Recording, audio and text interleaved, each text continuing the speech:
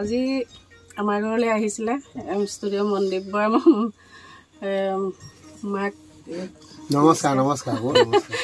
আহিছিলে ৰিণ্টু বিহু গীত এটা কৰি আছে কৰি থকাত আপুনি এতিয়া টুকাৰী বজালে বিন বজালে লগতে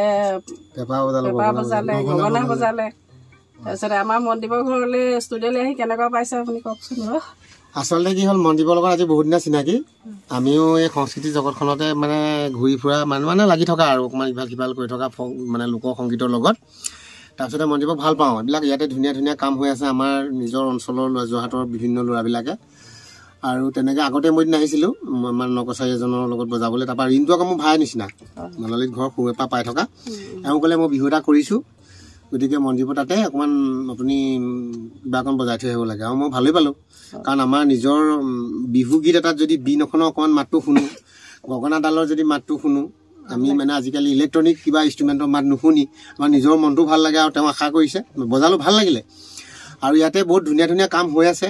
গগনা বজোৱা ভাল শুনিয়ে মানে মই অকণমান বোলো ভিডিঅ' এটা কৰি থওঁচোন বুলিয়ে মই বিনখনকে অকণমান বজাই দিছোঁ আপুনি ক'লে বাৰু ভাল লাগিল আৰু সংস্কৃতিৰ ঘৰ ইয়াৰ পৰাই বিভিন্ন ধৰণৰ শিল্পী জন্মও হয় গতিকে এইখন এখন ভাল মঞ্চ এটা ষ্টুডিঅ' মানে এটা মঞ্চ শিল্পী তৈয়াৰ হোৱা এটা মঞ্চ বিহু আহি আছে এতিয়া বিহুকে কম পাইছোঁ দেই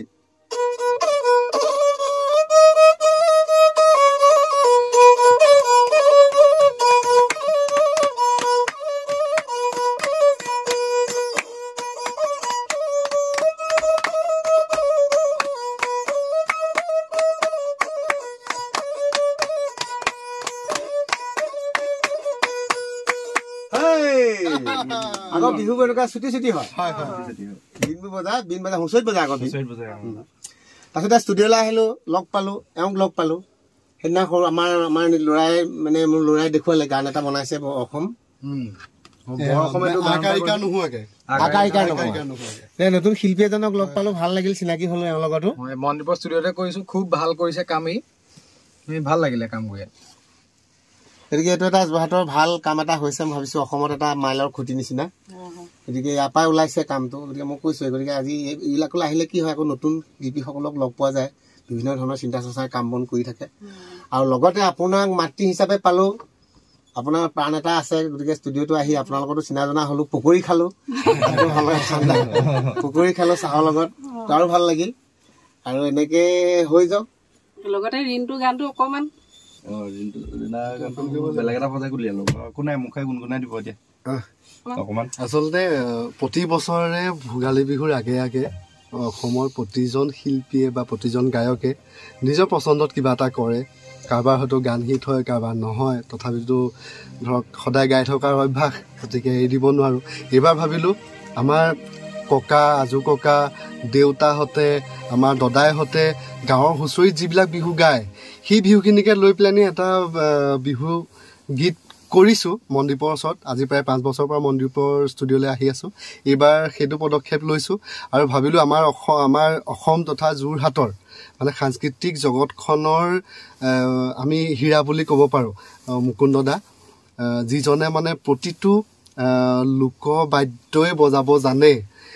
তেখেতক মাতিলোঁ মোৰ গীতটোত অকণমান গগনা আৰু পেপাটো বজাই দিবৰ কাৰণে ইমান ধুনীয়াকৈ বজাই দিলে সেইবাবে তেখেতক মই ধন্যবাদ দিছোঁ আৰু লগতে মনদীপৰ মাকো ধন্যবাদ দিছোঁ ধুনীয়াকৈ আমাক পকৰি আৰু চাহ খোৱাৰ কাৰণে মই যিটো গীত কৰিছোঁ তাৰে যোজনাটো মই অকণমান গাই দিছোঁ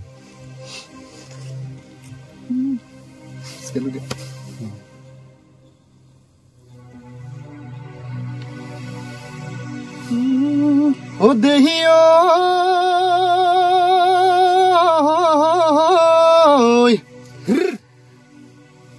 এ বাদিরে ধাপরে কজলাও রহি ওই পাতে তীরে বি রে করে এ শুব নোৱাৰো খাব নোৱাৰো